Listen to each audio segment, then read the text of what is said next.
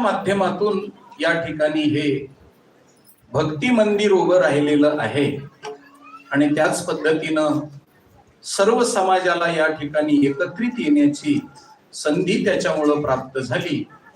आणि जाता जाता विशेष तुम्हाला पुन्हा सांगतो, बोलू नका, वारकरी संप्रदायाचे महाराष्ट्रातले पहिले कीर्तनकार सावता महाराज आहेत,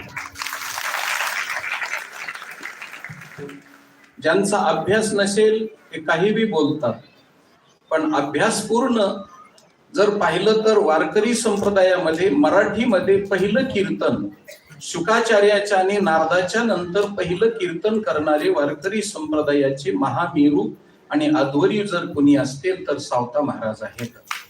सावता महाराजांनी दुसरी गोष्ट, शैक्षणिक क्षेत्रातल्या लोकांनी दक्षता घेतलेली नसेल पण त्यांनी दक्षता घ्यावी।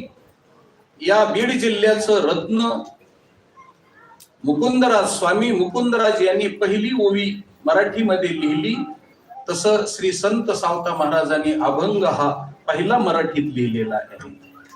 अभंग लिहिणारे, अभंगाचे कर्ते सावता महाराज आहेत। त्याच्यानंतर नामदेवराय, गोरोबा काका, त्याच्यानंतर बाकीच्या संतांनी अभंग लिहिलेले आहेत। पण महाराष्ट्रामध्ये ह्या भक्तिरूपी मंदिराचा ज्ञानेश्वर महाराजांना पाया रचलेला जरी असला तरी त्या ज्ञानेश्वर महाराजाच्या पाया रचण्याकरता जे आर्किटेक्चर करायचंय ते सावता महाराजांना केलेलं, कारण आर्किटेक्चर करणं महत्वाचं असतं। म्हणून सावता महाराजांनी हे वारकरी संप्रदायाच्या भक्तीचं मंदिर कसं असावं याचं दिग्दर्शन, आता जर हल्लीच्या भाषेत बोलायचं ठरलं तर बायलॉज, घटना लिहिली, घटना सावता महाराजांना घटना लिहिलेली आहे आणि त्या घटनेप्रमाणे आज वारकरी संप्रदाय चालतो आहे। तर पहिली देणगी आणि पहिली साधना, पहिलं कीर्तन, पहिला अभंग सावता महाराजांना लिहिला आणि वैकुंठीचा देव कुंडलिक रायानं पंढरपुरामध्ये आणला, पण कीर्तनामध्ये नाचायला लावला सावता महाराजांना, नाचायला लावला महाराज, एवढा ब्रह्मांडाचा मालक नाचायला लावला। कारण तुम्हाला एक गोष्ट सांगतो, नाचण्याकरता देहभान विवर्जित व्हावं लागतं। एक तर मीपणा विसरावा लागतो, मी कोण आहे, कारण त्याच्याशिवाय, आणि मला असं वाटतं की हा मीपणा विसरण्यासाठी आणि नाचण्यासाठी जर कुणाला लाज वाटत असेल तर ते लग्नामध्ये ज्या वेळेस नाचतात त्यावेळेस त्यांचा मीपणा विसरण्यासाठी ते बिचारे काय काय घेतात हे मला सांगायची आवश्यकता नाही। पण नाचण्याकरता मीपणा विसरावा लागतो, अहंकार विसरावा लागतो। तर मी अखिल कोटी ब्रह्मांडाचा नायक आहे हा मीपणा विसरून सगळ्या संतांच्या मेळ्यामध्ये नाचायला भगवान परमात्म्याला सावता महाराजांना लावलेला आहे।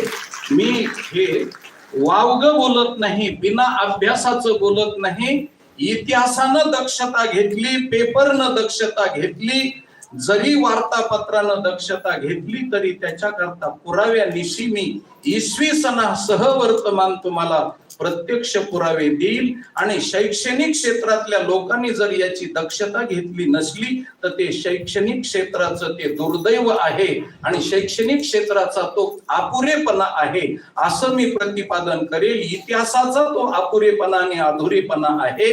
म्हणून वारकरी संप्रदायाची खरी मुहूर्त मेढ, वारकरी संप्रदाय कसा असावा कसा नसावा याचं दिग्दर्शन सावता महाराजांना केलेलं आहे।